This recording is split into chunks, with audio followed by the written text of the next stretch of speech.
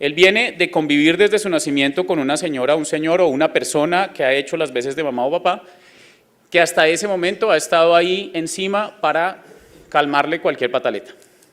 Pero el primer día que el niño llega al jardín, no está la mamá. Entonces, para ese niño esa experiencia se supone que es la segunda experiencia más traumática de la vida de un ser humano, porque para él es, hasta aquí llegamos con esta señora, usted cogió por su lado, yo cogí por el mío. Y seguramente pasarán unas horas de jardín infantil, y el chico ya tuvo que haber movilizado toda esa capacidad que aprendió a lo largo de esos primeros años de vida, y luego volvió la señora por él y, uy, ¿cómo así? ¿Usted no se había ido? Ah, bueno, pues seguimos entonces siendo madre e hijo, pero ese pelado ya tiene una capacidad que es irreversible y es que ya él puso en práctica lo que estaba acá adentro. En esencia, lo que hacemos con un paciente agitado es volver a recordarle o a darle las herramientas para que él pueda poner en práctica esa capacidad. Si ustedes miran, esto que ven arriba es el continuum de la agitación psicomotriz. ¿Por qué es un continuum? Porque antes de que el paciente se agite ya empezó a haber un problema. Casi siempre la agitación está precedida por una emoción intensa, comúnmente es ansiedad. Puede obviamente la ansiedad coexistir con euforia, con rabia, con otras emociones, pero predominantemente hay ansiedad. Si esto sigue avanzando, pues vamos a tener la agitación y obviamente si allí no intervenimos vamos a tener o podemos tener la posibilidad de que haya autoagresión o agresión hacia otras personas o daño hacia la infraestructura. ¿Cómo funciona esto de las intervenciones no coercitivas? Si yo lograra identificar el paciente en lo que se define como la preagitación, es decir, esa persona aún no se ha levantado, por ejemplo, de la silla, vemos que está muy inquieta, o se ha levantado varias veces y le está dando vueltas a un mismo punto y empieza a hablar alto y luego bajo, eso se llama inminencia de agitación o preagitación. Si yo empezara a desescalar acá, mi posibilidad de éxito, si lo hago bien, es más del 90%. Si ya el paciente llegó al servicio de urgencias agitado, mi posibilidad de éxito, si solo usara medidas no coercitivas, sería del 50%. ¿Eso qué implica? Que por eso nosotros aquí ya cuando el paciente está agitado tenemos que hacer uso de recursos coercitivos, como administrarle fuerza al paciente, como administrarle medicamentos contra su voluntad y sujetarlo seguramente a una cama hospitalaria. Y si ya hay agresión, la posibilidad de éxito, si solo usara medidas no coercitivas, sería del 10% o menos, y por eso cuando ya un paciente despliega este tipo de comportamientos, en simultánea se tiene que haber implementado ya todas las medidas, sobre todo las coercitivas. Este tema de desescalar verbalmente, digamos que se ha elegido, o por lo menos desde la Asociación Americana de Psiquiatría ha sido elegido como la mejor estrategia para manejar pacientes agitados, porque sabemos que es la que más, digamos, cuida la relación entre el médico y el paciente. Piénsense que aquí el impacto que tiene el daño en la relación médico-paciente es que no solo se va a deteriorar la relación del paciente conmigo como médico, sino con el equipo de salud que está conmigo.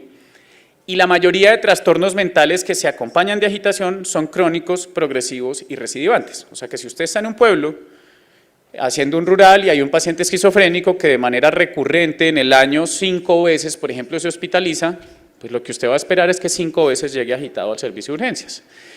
Y si la relación no ha sido bien cuidada o bien protegida, ya se sabe que entre menos yo cuide la relación médico-paciente, la posibilidad de que el paciente se autoagreda o me agreda a mí como médico es mucho más alta.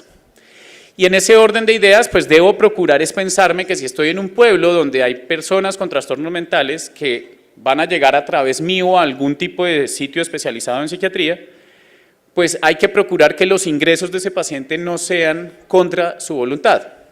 Y eso ya se sabe que solo lo podemos hacer si el paciente empieza a ver que en el sitio donde yo trabajo media una cultura de la palabra, es decir, de que antes de que le metan la mano o de que ejerzan fuerza sobre él, debe haber un intercambio o un diálogo. Adicional a ello, ya se ha medido la implementación, digamos, sistemática de la desescalada verbal puede contribuir a que la estancia hospitalaria reduzca entre 3 a 5 días y obviamente vamos a buscar que la desescalada bien hecha, digamos que resulte en necesitar menos medidas restrictivas para ese paciente. Además de eso, pues digamos que la evidencia de este grupo que van a ver allí en la referencia bibliográfica, que es el grupo beta, es un capítulo específico de la Asociación Americana de Psiquiatría que se ha dedicado solo a investigar en agitación psicomotriz. Y ellos lo que nos han mostrado es que hasta ahora esta es la medida que más contribuye a reducir eventos de seguridad para el paciente y accidentalidad laboral. Hace 30 años lo que se pensaba era que entre más rápido yo sujete a ese paciente a la cama y más rápido lo cede, menor es la posibilidad de daño. Pero los mismos estudios nos mostraron que si yo no cuido la relación en ese primer encuentro con el paciente, lo cedo muy rápido y lo inmovilizo muy rápido, pues la sedación no es para toda la vida y la inmovilización tampoco, y comúnmente lo que sucedía era que al paciente, al retirarle las restricciones, iba y buscaba al médico y lo agredía. Y en ese orden de ideas hay que pensarse en hacer las cosas al derecho, es decir, arrancar un proceso de desescalamiento verbal antes de administrar fuerza física.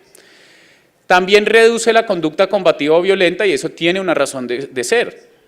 Si yo llego a una institución de salud donde comúnmente lo que sucedía era que me esperaban 9 tipos en la entrada y me metían la mano, seguramente mi deseo de volver a esa misma institución va a ser mínimo, porque la lógica de las personas es que uno va a un servicio de salud a buscar ¿qué? Pues atención en salud, no a buscar fuerza física, no a buscar que me amarren a una cama, no a buscar que me inyecten sin que yo quiera, etc. Entonces, cuando el paciente empieza a identificar que en efecto sí media la palabra, que eso puede concluir después en que el paciente quede sedado o inmovilizado, sí, estamos de acuerdo. Pero para el paciente seguramente va a pesar más el hecho de que antes de apelar a ese tipo de recursos, hubo una mediación de diálogo y un intento de concertación con él.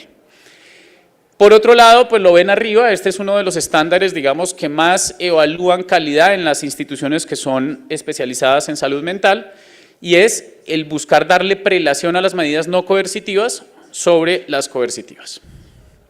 Entonces, vamos a arrancar, y esto ya es la desescalada verbal, esto tiene 10 dominios, es una psicoterapia tipo Lego, es decir, que está hecha para que cualquier persona, inclusive de nivel técnico, pueda entrenarse y pueda implementarla. Tristemente, este es uno de los apartados de la medicina donde hay que no solo aprendérselo de memoria, sino en el orden que es, porque si no, no funciona. Van a ver por qué, esto tiene una razón de ser. Entonces, ese primer dominio, cuando yo empiezo a atender a una persona que está agitada, es el espacio de seguridad. Es decir, son las condiciones mínimas para que tanto el paciente como yo nos sintamos seguros al momento de trabajar.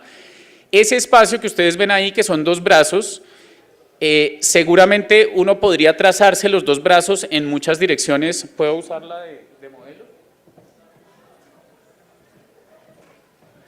Eso. Entonces, es para hacerles una referencia. Estire su brazo desde ahí. Eso. Este es el ideal. ¿Y por qué es el ideal? Porque un brazo le permite a ella tener un espacio personal, ¿cierto? Entonces, si yo intentara agredirla, no puedo. Lo mismo va a pasar conmigo. Pero ojo, que ella y yo estamos de frente y esta ubicación es absolutamente contraproducente. ¿Por qué?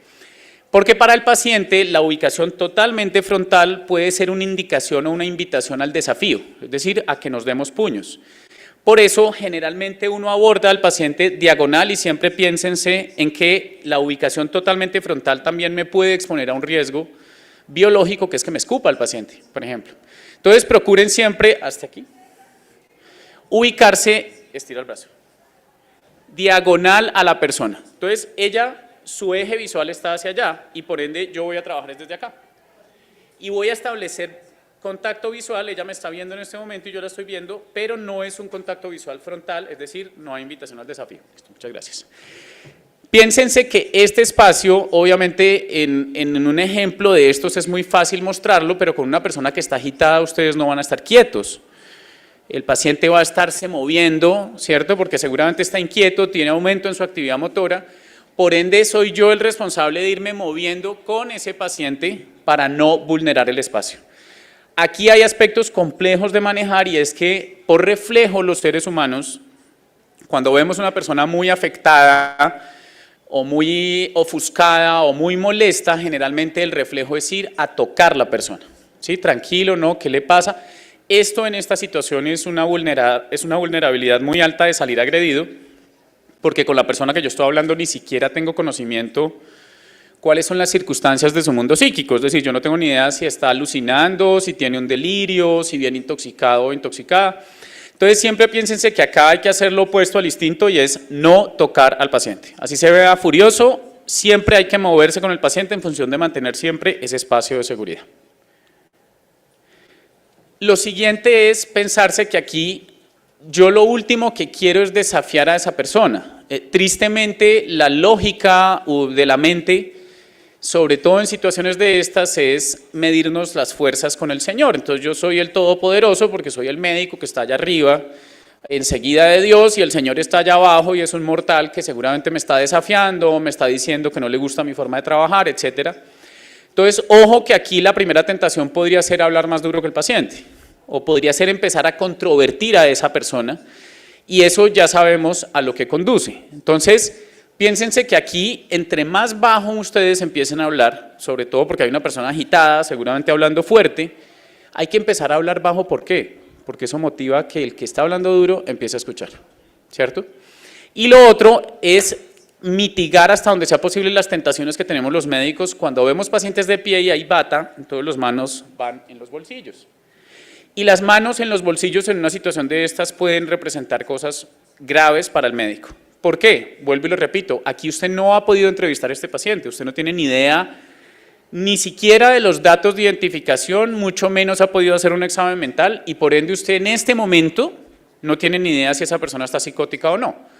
¿Eso qué implica? Que yo debo reducir al máximo cualquier lenguaje corporal que le pueda transmitir al paciente, por ejemplo, que estoy armado. Entonces, si tengo las manos en los bolsillos, en una mente psicótica, eso puede implicar el doctor o la doctora está teniendo una navaja ahí en el momento en que yo me descuide, ¡prim!, me hace el lance. Si estoy en el escritorio, porque desafortunadamente hay situaciones de agitación que no se van a dar en salas de espera ni en pasillos, sino ya dentro del consultorio, y comúnmente son las que se derivan de la decisión de dejar al paciente hospitalizado contra su voluntad, y allí las posibilidades de supervivencia son diferentes para el médico, porque está en un espacio cerrado, porque hay una puerta, porque si el paciente llega primero a la puerta se atrinchera con usted adentro. Entonces, piénsense que en el consultorio hay que cuidar mucho más este tipo de capacidades técnicas digamos, de reducir hasta donde sea posible los estímulos y de empezar a desescalar. Entonces, ¿qué pasa? En el escritorio va a suceder algo similar. Las manos, ¿dónde van? Van arriba. Ah, ¿tengo que escribir? Sí, escriba, que el paciente está viendo que usted escribe. No meta las manos debajo del escritorio ni empiece a buscar en los cajones, porque en ese momento eso para el paciente puede ser un fragmento de tiempo donde usted está buscando un arma. Y esto se vuelve el peor enemigo suyo en una situación de esas. Porque los médicos creemos que la gente es tonta, ¿cierto? Y no se da cuenta que debajo del escritorio estamos haciendo esto. Sí, sígame contando, señora. Ajá. Sí, claro. Entonces, ¿qué pasa? Que el que sí se lo pilla y está psicótico, lo que puede estar diciendo es la doctora está lista, está mirando abajo que el revólver esté cargado, por ejemplo, y me va a disparar. Piénsense que allí la persona que va a hacer va a actuar por instinto de supervivencia, o sea, hay que hacer lo que haya que hacer. Entonces las manos van arriba y siempre van visibles. Luego viene el tema del primer contacto y esto es un poco complejo acá porque casi nunca el médico va a estar en la puerta de la entrada de urgencias esperando a ver que llegue un paciente agitado. Eso implica que quien va a hacer ese primer contacto con el paciente generalmente es o el portero del área de urgencias o el auxiliar de enfermería. Y eso naturalmente, ¿qué implica? Que esa persona seguramente no tiene el nivel de entrenamiento que yo tengo como médico y por ende tengo que relevarla. Y ojo, que en eso no es que seamos los médicos los más hábiles para hacer relevos. Entonces, relevos así tipo quítese, usted porque está acá o usted porque empezó a hablar con el paciente, etcétera, son equivalentes a recibir un puñetazo de una vez, asegurado. Entonces, piénsense que aquí, como yo no tengo ni idea con quién estoy hablando ni qué circunstancias tiene la mente de esa persona mientras dialogamos, si yo ya vi que alguien empezó, yo tendría que hacer un relevo sumamente diplomático. Haga de cuenta que es el que maneja ahorita las relaciones diplomáticas entre la Franja de Gaza e Israel. Hay que hacer lo posible porque el paciente no perciba que yo relevé a otra persona porque yo estoy más entrenado. ¿Qué significa eso en lo práctico? El señor ya empezó a hablar con el portero y a mí me llamaron y me avisaron que había un paciente agitado en la sala de espera. Seguramente yo llego y lo que voy a hacer es de una vez averiguarme el nombre de ese paciente, es el señor Pepito. Entonces le voy a decir, señor Pepito, mucho gusto, soy David Martínez, soy el médico psiquiatra que está de urgencias. A partir de este momento yo lo voy a ayudar. El señor de la puerta, el señor Vargas, va a continuar haciendo su trabajo. Así se hace el relevo. ¿Qué pasa ahí? En ese momento ya tuvo que haberse movilizado, aunque sea el equipo de enfermería que está conmigo en urgencias, y una de esas personas, que es el cuadro del centro, va a ir a mirar o a intervenir la familia o las personas que llegaron con ese paciente. La razón de eso, perdón, me devuelvo.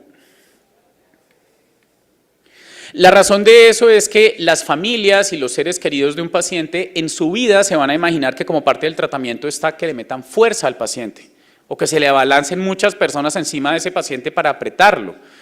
Eso puede interpretarse como un intento de agredir al propio paciente, y ya han habido experiencias muy complejas con que el papá o la mamá del chico que llevaron agitado empezó a ver cómo le administran fuerza a su hijo y él se mete y le empieza a dar golpes al personal de enfermería.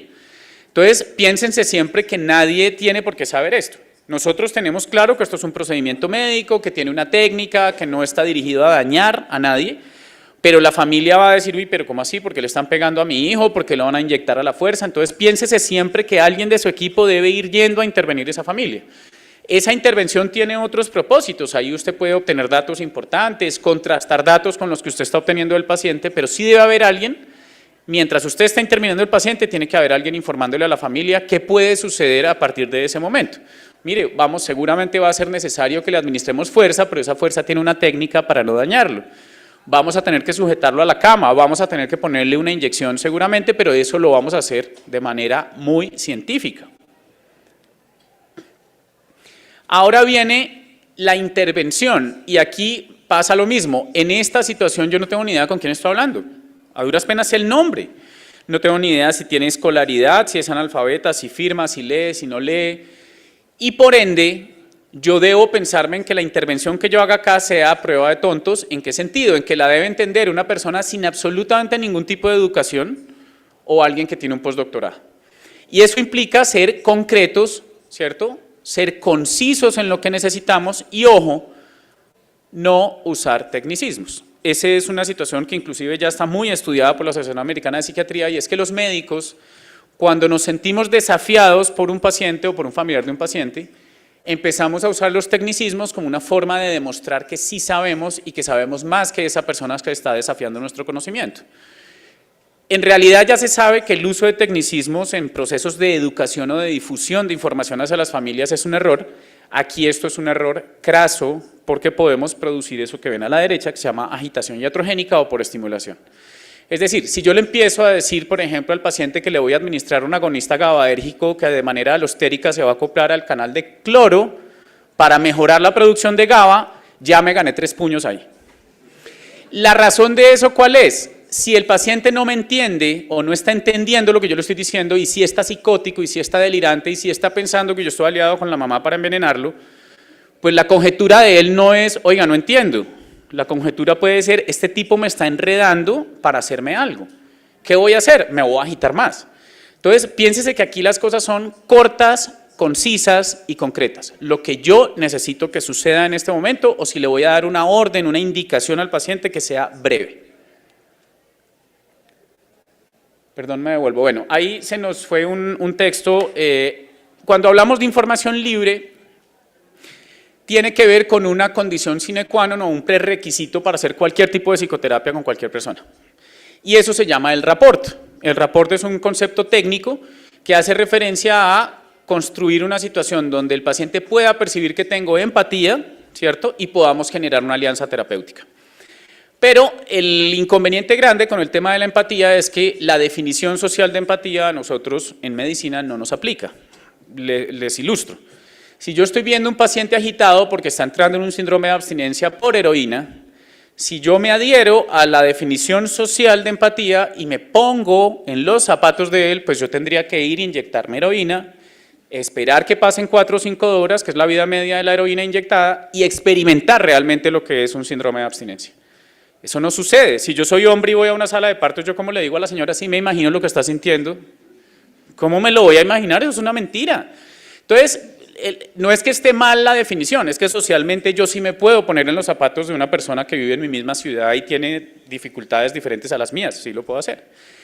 Pero en salud procuramos pensarnos en una definición que va un poco más ligada, es a mi capacidad de reconocer las necesidades emocionales de esa otra persona. Eso implica que yo no me salgo de mis zapatos, yo no tengo que ir a probar la heroína, yo no tengo que tener un trabajo de parto para saber qué se siente, sino aprender a reconocer esa otra persona a nivel emocional que puede estar sintiendo. ¿Y cómo construyo la alianza terapéutica acá? Simplemente con expresarle el deseo de ayuda. Entonces, este punto se entiende un poco más fácil cuando uno pone el ejemplo. Entonces resulta que estamos hablando con el señor Pepito, que está agitado en la sala de espera, Y yo ya lo saludé, ¿se acuerdan? Porque relevé al guarda. Entonces yo le dije, señor Pepito, mucho gusto, yo soy David Martínez, soy médico psiquiatra de urgencias, estoy aquí para ayudarlo. Veo que está muy molesto, ¿qué puedo hacer por usted? Ahí ya sacamos el punto 5. Cuando yo le digo al paciente, veo que está muy molesto, es, oiga, estoy reconociendo que emocionalmente algo pasa con usted. Y acto seguido le estoy diciendo, ¿qué puedo hacer por usted? ¿Cómo lo ayudo? Ahí ya tenemos rapport. Y esto es fundamental porque ahí se acaba de construir una alianza terapéutica. Y ahora, como le hice una pregunta abierta, ¿cierto? Le dije, bueno, ¿cómo le ayudo? ¿Qué fue lo que le pasó? Viene el otro problema grave para los médicos, aprender a quedarnos callados. No sé si lo han notado, pero generalmente los médicos construyen monólogos en los consultorios y luego el paciente sí tiene la oportunidad de contar, pero primero yo le expliqué todo, le ilustré cómo es la vida, cómo es la ciencia, cómo es la medicina. Ojo que acá, si yo hice una pregunta abierta, de verdad me tengo que quedar callado. ¿Y qué es lo que recomiendan ellos? Usar la ley de Miller, que en esencia es combinar esas tres intervenciones, que implica que asentir con la cabeza, ojo, que asentir es validar una acción o un comportamiento o una palabra. Entonces, como yo estoy callado, lo que voy es a usar el asentimiento para por momentos validar algunas de las informaciones que estoy recibiendo. Pero tengan presente que como es una validación y si el señor me está diciendo que ha pensado en cortarle la cabeza a su mamá con un machete, pues yo no le voy a hacer así, porque si le hago así, ¿qué le estoy diciendo? Claro, normal, ¿sí o no? Pues yo también lo hubiera hecho, seguramente la doctora también. Ojo, la validación sí debemos usarla, pero ¿cuándo? Por ejemplo, cuando el paciente está buscando crear como más feeling con nosotros y nos dice, ¿a usted no le daría rabia que su mamá le dijera mentiras? Sí, eso se puede validar. La retroalimentación, ¿a qué hace referencia? Que el paciente seguramente en algún momento va a parar ese cuento que me está echando, ¿cierto? Yo hice una pregunta abierta, el señor me está contando que estaba furioso, bla, bla, bla, bla.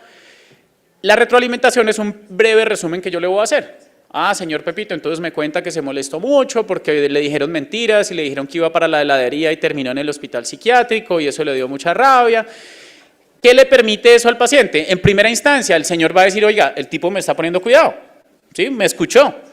Y segundo, si yo escuché algo que él no haya dicho, aquí él tiene la posibilidad también de decirme, oiga, no, venga, yo no le corté la cabeza a mi mamá, yo le dijera que quería hacerlo. Ah, qué pena, listo, no, ya, había entendido mal. Y luego vienen los acuerdos, ¿por qué? Porque nadie en sus sanos juicios se levanta un domingo, por ejemplo, a decir, oiga, qué desparche, ¿por qué no nos agitamos hoy en un servicio de urgencias? ¿Sí o no? Toda la gente se agita por algún motivo. Van a ver que hay etiologías que son propiamente médicas de esto y el motivo es ese, pero la causa más común de que un paciente se agite dentro de un servicio de salud es la decisión de hospitalizarlo contra su voluntad. Digamos que es el 80% de lo que ustedes van a tener, es cuando tengan que tomar la decisión de decirle al paciente, qué pena, yo sé que usted no se quiere quedar, pero no puede firmar el acta voluntaria y se tiene que quedar hasta que lo vea el psiquiatra o hasta que lo podamos remitir. Ese momento va a ser el momento en donde el paciente les va a mostrar si se quiere o no se quiere quedar. El lío es que si no se quiere quedar, ¿él qué va a hacer? Él va a empezar a desplegar una serie de comportamientos, de emociones y seguramente de palabras orientadas casi que a advertir que si lo van a hacer quedar van a haber problemas, que es lo que suele suceder. Y en ese orden de ideas, pues él va a buscar llevarnos a algún tipo de negociación. Y yo este tipo de acuerdos los puedo hacer, realmente no estoy impedido de hacerlos, pero solo los puedo hacer basado en estos tres pilares. Uno, la verdad.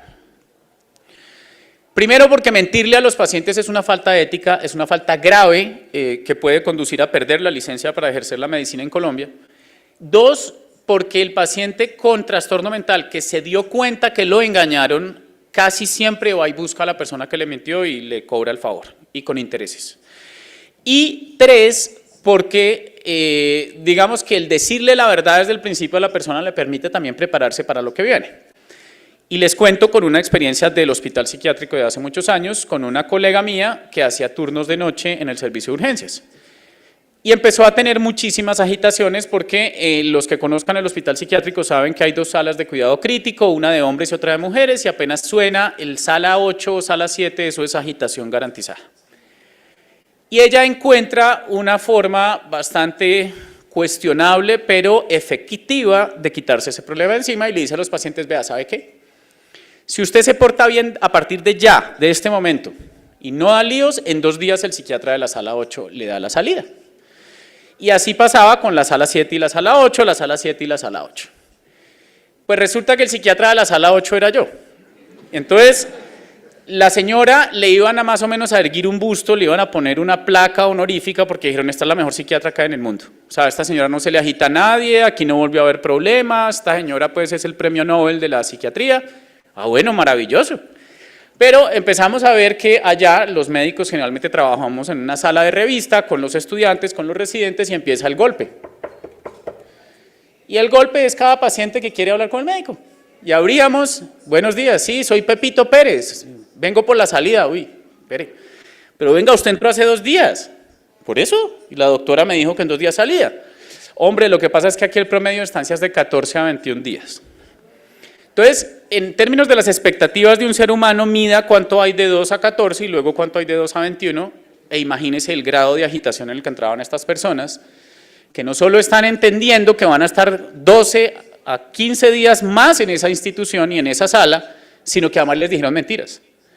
Entonces, ojo, obviamente esta persona, esto terminó en un proceso disciplinario que destituyó a esa psiquiatra y la inhabilitó para ocupar puestos públicos por 18 años, pero independientemente de la sanción a ella, era la transferencia del riesgo hacia sus propios colegas, porque ella sabía que los que estábamos en las salas de cuidado crítico estábamos en áreas cerradas, altísimamente cerradas, o sea que una agitación en un espacio cerrado triplica el riesgo. Entonces, ¿la verdad cuál es? Doctora, sí, ya, yo me calmo, pero dígame que mañana me voy. No, no señor, no se va a ir mañana porque lo tiene que ver el psiquiatra, porque tenemos que esperar que lo valoren. La segunda son los principios, los médicos además tenemos principios taxativos, eso quiere decir que están escritos en una norma, ¿cierto?, que se llama Código de Ética Médica, y las posibilidades verdaderas. Cuando hay que decir no, hay que decir no. Cuando podemos negociar, por ejemplo, hay pacientes que se agitan porque no pueden entrar el libro de colorear, no hay ningún problema. Quiero recibir una llamada de mi novia antes de que me hospitalicen, no hay ningún problema. ¿Sí? Quiero hablar con mi papá, listo, hágale, no hay lío. Todo lo que sí sea decirle que no, dígaselo de una vez. Porque cuando usted ya le dijo la mentira y a alguien le tocó decirle que no, es a esa persona a la que potencialmente van a agredir. Y luego vienen las normas y los límites. Aquí yo siempre hago un alto y les digo, este es como el llamado a que entiendan por qué es de memoria y por qué en el orden en el que vamos.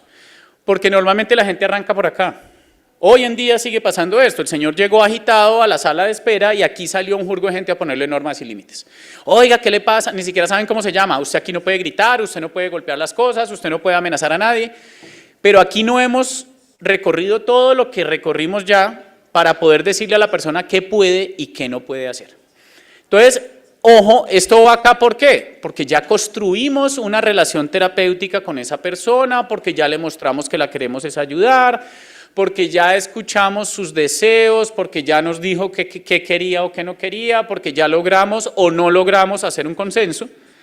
Y acá le vamos a decir, mire, usted aquí qué puede hacer y qué no puede hacer. Tengan presente que en este momento el paciente tiene que conocer en materia de derechos por qué él no puede firmar el alta voluntaria y la señora que está en la cama del lado que vino con gripa sí. Piénsense que aquí ustedes, a diferencia de otros países del mundo donde esto normalmente lo hacen los jueces de control de garantías, esto aquí en Colombia nos toca a los médicos y es suprimir provisionalmente el ejercicio de derechos constitucionales, como la libertad. Entonces, si yo llego a una institución con un pie engangrenado y el doctor del vascular me dice, tocó mocharle esa pata porque se le va a subir eso y se va a morir, yo le puedo decir no y me quiero ir a morir a mi casa y me tienen que dejar ir a morir a mi casa. Pero si yo llegué a una institución de salud y dije que tenía riesgo suicida o que escuchaba voces o se dan cuenta que estoy psicótico, perdí la posibilidad de autónomamente ejercer ese derecho constitucional a firmar una alta voluntaria. O sea que yo ya no podría rechazar el tratamiento. Si el médico considera que me tengo que quedar, me tengo que quedar. ¿Qué procede acá? Y por eso hago este alto en el camino aquí. El paciente sí tiene que saber quién podría retirarlo de la institución. Él no está secuestrado por absolutamente nadie. El médico está tomando la decisión de superponer, ¿cierto?, su compromiso ético con preservar la vida por encima por sobre todas las cosas y lo está poniendo por encima de un derecho constitucional del paciente porque ese paciente en ese momento de su vida no está en condiciones de tomar esa decisión. Pero la familia de primer grado de consanguinidad sí lo puede hacer, y el paciente tiene que saber, pues hombre, sí, su alta voluntaria la puede firmar su mamá, su papá, su hermano, si son mayores de edad, o su cónyuge, que sería el primer grado de afinidad. No, ninguno de ellos está. Toca llamar a la Defensoría del Pueblo. No se metan en líos tontos por aceptar que la amiga, que la novia de hace 3 días, que la vecina, porque usted está dejando salir una persona que tiene un riesgo potencial para sí misma y para otras personas. Entonces, acá le vamos a decir qué sí puede hacer. Puede pedir una segunda opinión. Obvio, eso es un derecho de todos los pacientes, es universal. ¿Puede decir que no está de acuerdo? Sí, puede decir que no está de acuerdo. ¿Puede decir que no está de acuerdo con que le pongan medicamentos? También lo puede hacer. No se puede ir.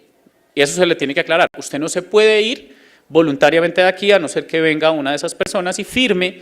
Y tengan presente que cuando yo hago o yo recibo un familiar de un paciente de estos que quiere firmar una alta voluntaria, yo debo ser suficientemente honesto con esa persona y explicarle que, ojo, y les hablo específicamente en el caso del riesgo suicida, cuando el familiar de un paciente sabe y se le explicó detalladamente que el riesgo es inminente y el suicidio se materializa, esa persona se está involucrando en un proceso penal, ¿sí?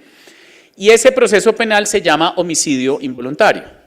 ¿Por qué es un homicidio? Porque yo ya sabía que al retirar a la persona del hospital la probabilidad de que se matara era muy alta e igual lo hice. Y conduje a que se suicidara, por ende se llama un homicidio involuntario.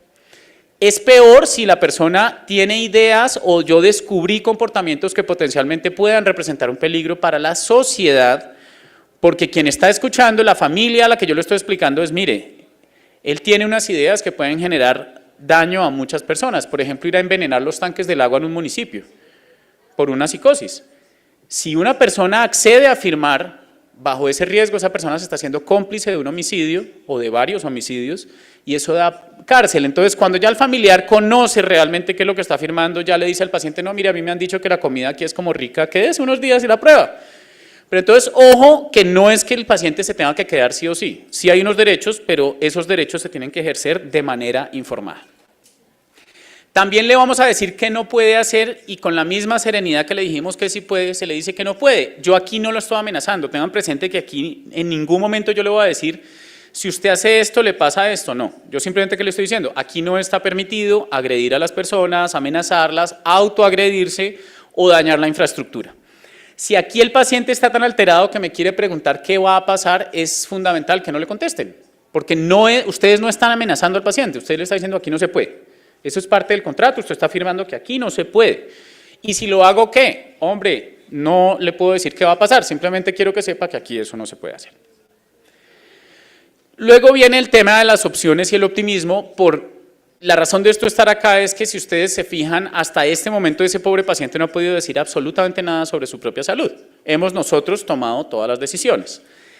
O sea que en esta instancia, cuando ya le dijimos qué se puede y qué no se puede hacer, le podemos dar la opción al paciente de que elija la vía de administración, es decir, ya no es negociable el medicamento. Y esto el paciente tiene que saber, su estado de alteración es tal que necesito darle algo, eso no lo podemos negociar. Pero sí podríamos eventualmente negociar la vía. Usted prefiere tomarse una pastilla, prefiere que lo inyectemos. Ojo que esto solo aplica cuando no hay inminente riesgo de que el paciente se suicide o le haga daño a alguien. Y aquí es importante también desmitificar una serie de aspectos que vienen arraigados a la práctica psiquiátrica por muchos años y con razones obvias, porque mi especialidad no ha sido propiamente la más amable a lo largo de la historia, ¿sí? Nosotros hacíamos electrochoques sin anestesia, le poníamos shock insulínico a los pacientes para resetearles el cerebro, los metíamos en piscinas de hielo a menos 30 grados centígrados, cositas de esas de fina coquetería, que hacen que la gente odie la atención psiquiátrica, ¿cierto? Porque además la psiquiatría históricamente se prestó a cosas que en otra época que no eran. Entonces, si usted era, por ejemplo, atea, pues usted era una bruja y la vamos a meter al manicomio y se va a morir allá. Ah, ¿usted no cree en el rey? Uy, no, ya va para el manicomio, está enferma. Entonces, todo ese tipo de prácticas que han hecho que hoy en día sigan vigentes, imaginarios como el que entra a una institución psiquiátrica no sale nunca. Eso ya no existe, o sea, el manicomio ya no existe y la institucionalización psiquiátrica no existe, pero la gente sigue pensando que eso existe. Entonces, imagínese el aburrimiento de uno saber que sí o sí se tiene que quedar, pero imaginarse que va a vivir ahí. Entonces, esta es la etapa en donde se le dice, mire, listo, sí, nos va a tocar ponerle sujetadores a la camilla, lo voy a tener que sedar, pero eso va a ser por unos minutos o máximo unas horas y luego se lo vamos a retirar. Usted va a estar acá solo 14 días, después ya se va a ir a hacer su vida normal. Y ojo, que aquí también es fundamental que el paciente sepa qué está pasando y qué va a pasar. Es decir, si yo ya estoy aquí, pero además ya vi la necesidad de que lo voy a tener que sedar y lo voy a inmovilizar, este es el momento de decirle y de explicarle qué va a pasar y de explicarle que esto se hace con unos lineamientos técnicos y no con el propósito de agredirlo. Y finalmente viene el debriefing. El debriefing en esencia tiene dos focos o dos pilares. Uno de ellos es el personal que participó del proceso de atención del paciente agitado. Van a ver que en reanimación avanzada se hace debriefing, es un debriefing más técnico. Acá, primero, antes del debriefing técnico, buscamos que las personas que participaron de este tipo de actividad expresen lo que sintieron. Y esto es particularmente válido cuando durante el proceso de atención se presentaron o eventos de seguridad para el paciente, cualquier tipo de complicación, o hubo accidente laboral para cualquier persona del equipo.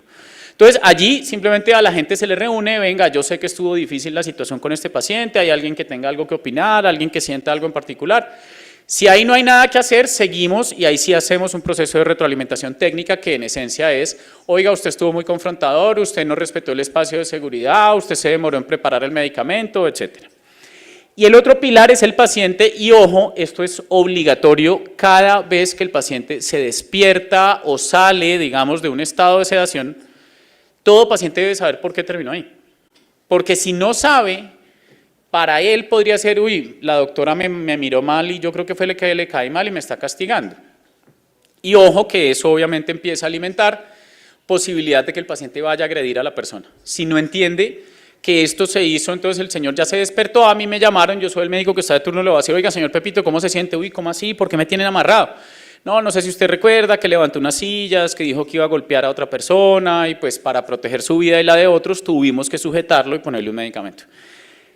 ¿Por qué tiene que saber? Porque para él tiene que ser clara la relación entre la administración de fuerza y medicamentos con la presencia de algún riesgo que yo como médico objetivamente evidencié, o para él mismo o para otras personas.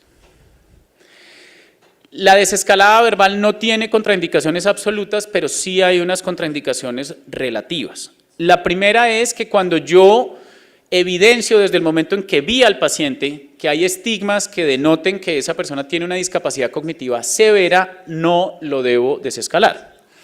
La razón de esa es que si alguien tiene lo que antiguamente se llamaba retardo mental, moderado o severo, no tiene el sustrato mínimo básico que yo necesito que haya en el cerebro de esa persona para que esto funcione, es decir, para que la persona entienda algunas reglas del juego, acate algunos lineamientos que yo le estoy dando. Entonces, si yo vi, por ejemplo, que el chico o la chica que estoy atendiendo tiene estigma de síndrome de Down, de síndrome de Rett, de X frágil, es mejor no desescalarlo porque puedo producir una escalada iatrogénica, es decir, el pelado por no entenderme seguramente se podría agitar más. En la inminencia de suicidio o agresión no es que no desescale, sino que de manera simultánea tienen que estarse implementando otras acciones que sí son coercitivas y que son las que vamos a utilizar para evitar que ese paciente en el transcurso de los próximos minutos se haga daño o le haga daño a alguien. Y ojo con los pacientes armados. Este no es un foco de salud, es decir, los médicos no estamos entrenados para manejar personas armadas ni situaciones con rehenes. Y eso implica que nos tenemos que hacer a un lado. Tristemente en nuestra sociedad casi siempre el que entra con un arma de fuego a una institución va a ejecutar un acto sicarial, una de estas cosas, pero sí puede suceder y es común que el paciente se arme durante la atención porque puede ser una de las conductas que él asuma para evitar la hospitalización. Y en ese momento ya dejó de ser un paciente agitado, en ese momento se transforma en un paciente armado. ¿Y por qué es importante la diferencia? Porque cuando ya se armó, es decir, tomó un elemento contundente, cortante, cortocontundente, etcétera, y hizo la amenaza explícita de que va a agredir a alguien, la puerta hay que abrirla. En esa circunstancia no hay absolutamente nada que dialogar, ahí no medio yo, es decir, mi responsabilidad como médico en una situación de esas es alertar al resto del equipo, quitar los pacientes y otras personas que están bajo mi cuidado del medio o del riesgo, y dar la orden de que ese paciente se le abra la puerta y se retire del hospital.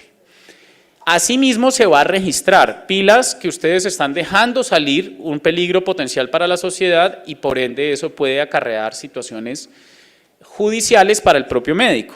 Y en ese orden de ideas, pues el registro debe ser muy completo y debe dejar cuenta de por qué abrieron la puerta. No, el señor se armó con un bisturí, eso está clarísimo.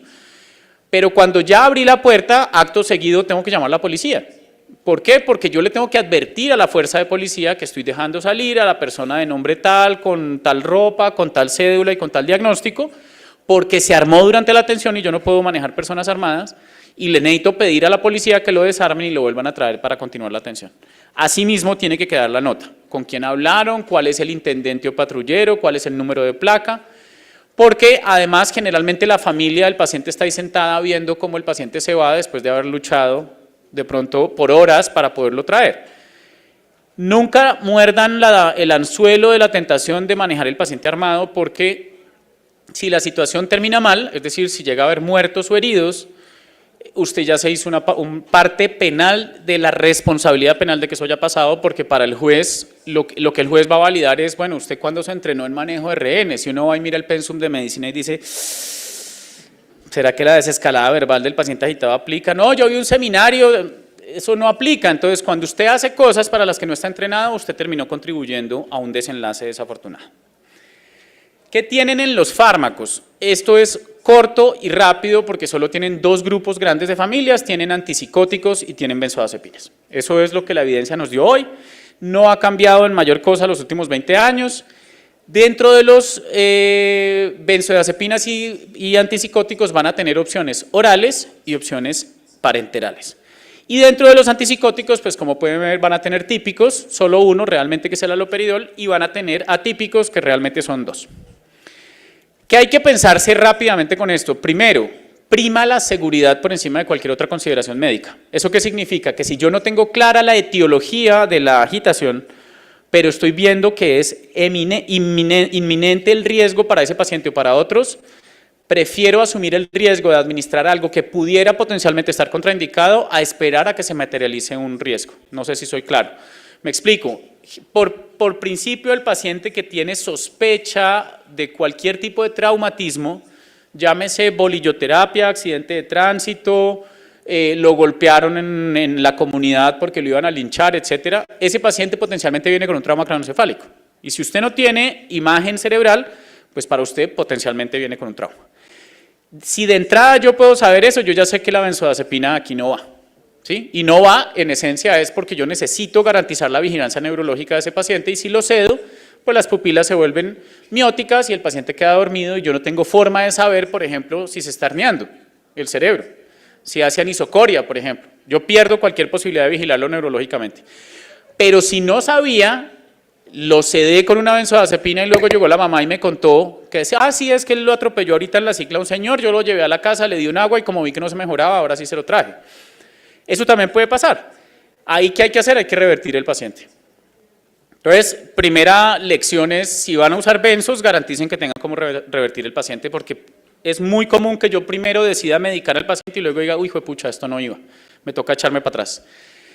Lo otro, las personas bajo efecto de cualquier tipo de depresor del sistema nervioso, ahí entran barbitúricos, benzodiazepinas, cannabinoides, opioides, alcohol. Preferiblemente no usen benzos porque ustedes no tienen conocimiento todavía de cuánto ha ingerido ese paciente del depresor. Y las benzodiazepinas, si tienen efecto sinérgico con el alcohol o con otros depresores, pues causan la muerte del paciente. ¿Sí? Y esta es una muerte muy compleja de identificar, a no ser que tengan al paciente súper monitorizado, porque el paciente está sedado, entonces les va a hacer paro sin que ustedes se den cuenta. Lo otro, generalmente uno procura no usar benzos en pacientes que vienen agitados, pero por delirium. Es decir, el señor, el viejito, que seguramente ya tenía demencia, que está haciendo una infección urinaria, empezó a alterar significativamente su comportamiento. ¿Por qué no le ponemos benzos? Porque la benzodiazepina, por el efecto sedante, pues va a empeorar, digamos, la condición confusional de ese paciente. ¿Qué hay que vigilarle sí o sí al paciente que le vamos a poner benzos? La presión arterial. Todas las benzodiazepinas, sin excepción, son hipotensoras poderosas.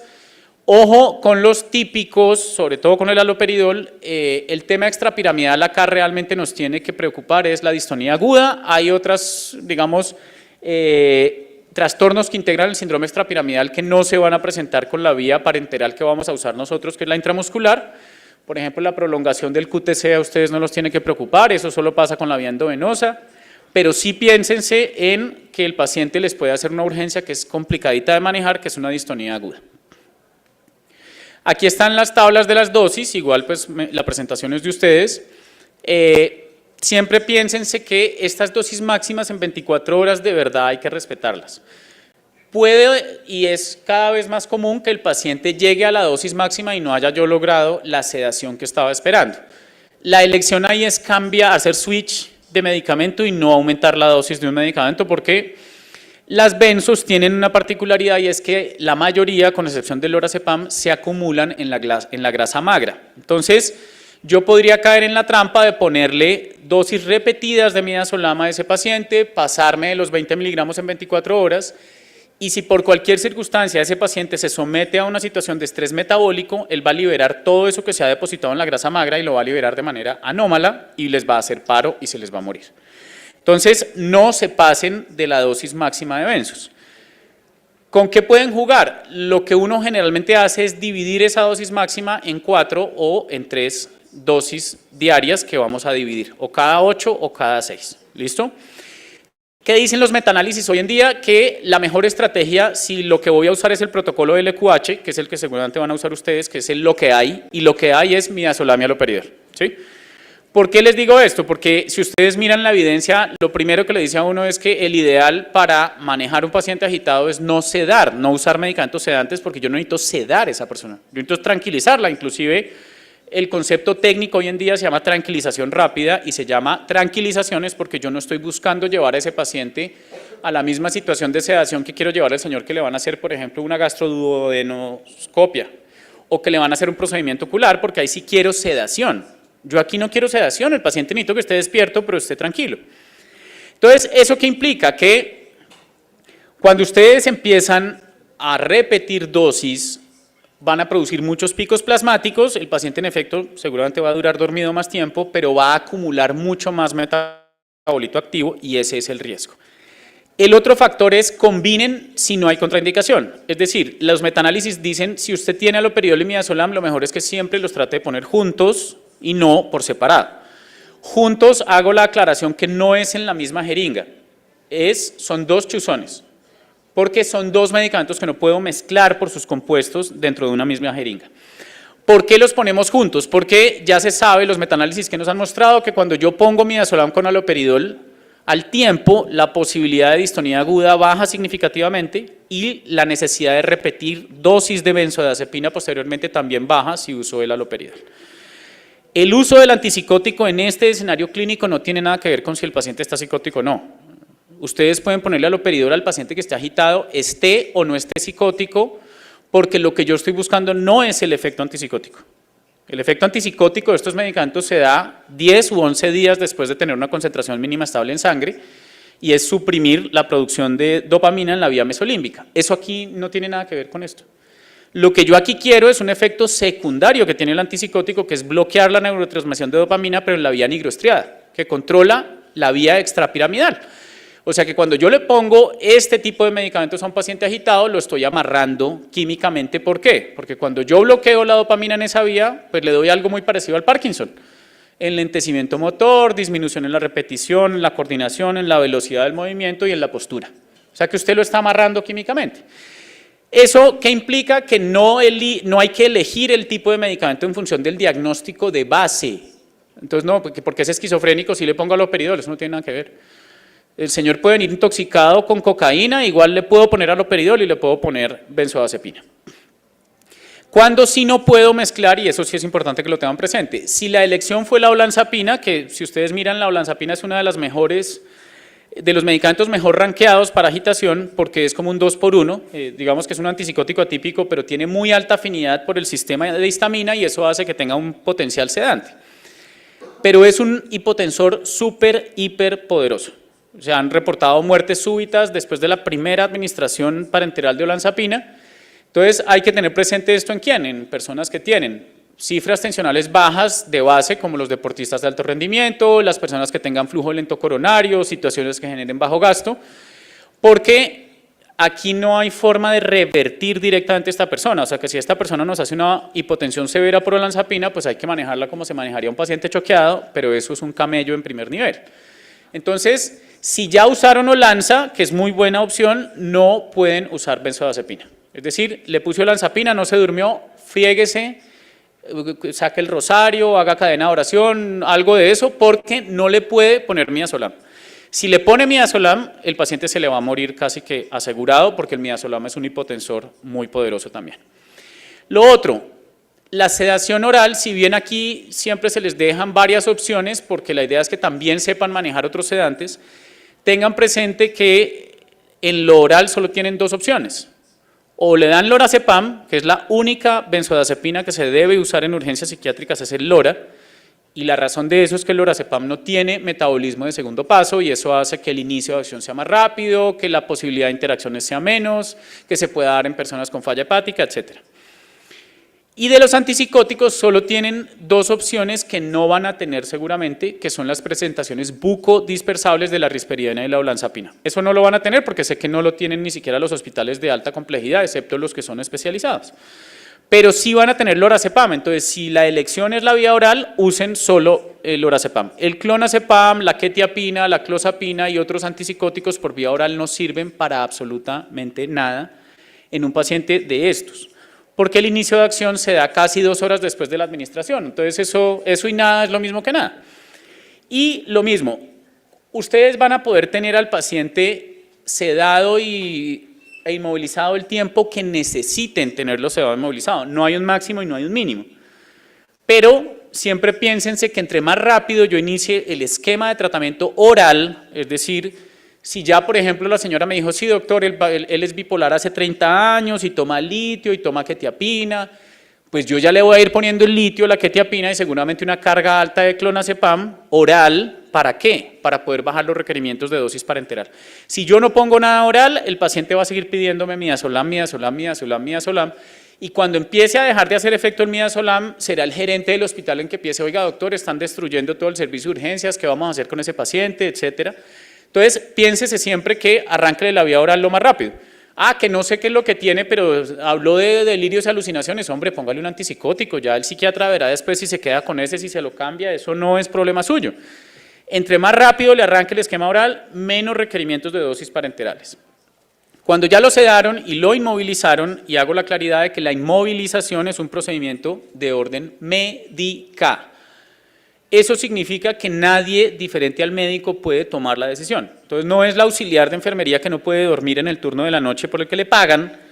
Uy, doctor, no, yo terminé inmovilizando a la señora porque estaba haciendo mucho ruido. Eso no funciona, ¿sí? Porque tampoco funcionaría que el auxiliar de enfermería me diga, no, uy, yo vi tanto sangrado, yo le hice el legrado, doctor, mientras usted dormía. O sea, eso no puede suceder, así como no puede suceder que un paciente termine inmovilizado por decisión de un auxiliar o de una enfermera. ¿Por qué es un procedimiento médico? Porque el objetivo que tenemos con la inmovilización es reducir la posibilidad de que el paciente se cause daño o le cause daño a alguien más. No hay otra indicación. Que se está portando mal, que no reconoce las normas y límites, que le gritó a yo no sé quién, eso no es una indicación de inmovilizar. Cuando ustedes van a inmovilizar, eso no lo harán ustedes, eso es un procedimiento de enfermería, pero sí tienen ustedes que verificar dos cosas. Uno es la protección de las cápsulas articulares, es decir, que el proceso de administración de fuerza física no toque el codo y no toque la patela, ¿sí? Porque obviamente cuando usted ejerce fuerza directa sobre una cápsula articular, ¿qué pasa? Pues la rompe. Y lo otro es que ya el paciente, después de inmovilizado, va a ser sujetado, y hago la claridad de que es a una cama hospitalaria, no a una camilla. Porque cuando usted sujeta a un paciente a una camilla, él todavía tiene esta posibilidad. Y si tiene esta posibilidad, se va a girar sobre su mismo eje y va a caer y ya no va a tener un paciente inmovilizado, va a tener un trauma craneoencefálico con potencial fractura del macizo facial. Entonces, ¿el paciente lo pueden movilizar hasta donde está la cama hospitalaria en una camilla? Sí. Pero la inmovilización, la sujeción de ese paciente es a la cama hospitalaria. Cuando ya está sujeto a la cama hospitalaria, el médico que tiene que hacer, verificar la permeabilidad vascular, 2 dedos entre el inmovilizador y la piel en las 4 extremidades. Y la idea es hacer una valoración cada 15 minutos la primera hora. Esa valoración no es sentarse a ver al señor dormir y roncar. La valoración es simplemente, está monitorizado, cómo están las cifras tensionales, la presión arterial, está respirando, no está respirando, está cómodo, no está cómodo, ya. ¿Listo? La siguiente hora, cada media hora. Y a partir de la segunda hora, cada hora hay que echarle un ojo al señor, hasta que se despierte. Tienen dos complicaciones graves y son bastante graves. La primera es la broncoaspiración, y eso tiene también que ver con el tipo de medicamentos que van a elegir. Si le pusieron midazolam, que es lo que seguramente van a hacer, el midazolam, por ser un inductor de anestesia, inhibe la protección de la vía aérea superior. Y tampoco ningún paciente agitado se levanta diciendo, uy, ya tengo 9 horas de ayuno, ahora sí me puedo agitar, me voy al hospital. Todos sus pacientes van a hacer estómago lleno. ¿Y eso qué implica? Que si usted no le pone pilas a que la cabecera quede a 60 grados y a dejar la orden de que el paciente no debe comer nada hasta 4 horas después de despertarse. Ojo que el problema no termina cuando el paciente abre el ojo. Cuando el paciente abre el ojo es porque ya seguramente el midazolam llegó a su vida media, pero sigue habiendo metabolitos activos. O sea que el señor medio despertándose y ya la señora ya con la cuchara del sancocho lista, ojo que hay que dejar la indicación de que nada vía oral hasta 4 horas después de. Y el tema tromboembólico, digamos que los fenómenos tromboembólicos empiezan a aparecer, uno, cuando se está prolongando mucho el tiempo de inmovilización y sujeción mecánica, y dos, cuando yo no sabía, por ejemplo, el paciente tenía alguna condición previa, ¿cierto? Tenía una trombosis venosa profunda y no me contaron, venía anticoagulado y yo no sabía, entonces el señor tenía una FA y nadie me dijo y no lo anticoagulamos. Pero en general este es un fenómeno relacionado con el tiempo de exposición a la inmovilización. No es recomendado, la mayoría de literatura hoy en día que no, dice que no se debe hacer tromboprofilaxis porque sí. Es decir, el paciente por el hecho de que vaya a estar inmovilizado no le voy a hacer tromboprofilaxis con anticoagulación. ¿Por qué? Porque si el señor se suelta de la inmovilización, por ejemplo mal hecha, y va y se mete un golpazo contra la pared, usted ya no tiene un paciente agitado, usted ya tiene una hemorragia intraparenquimatosa y en un primer nivel, o sea, ya está enchicharronado.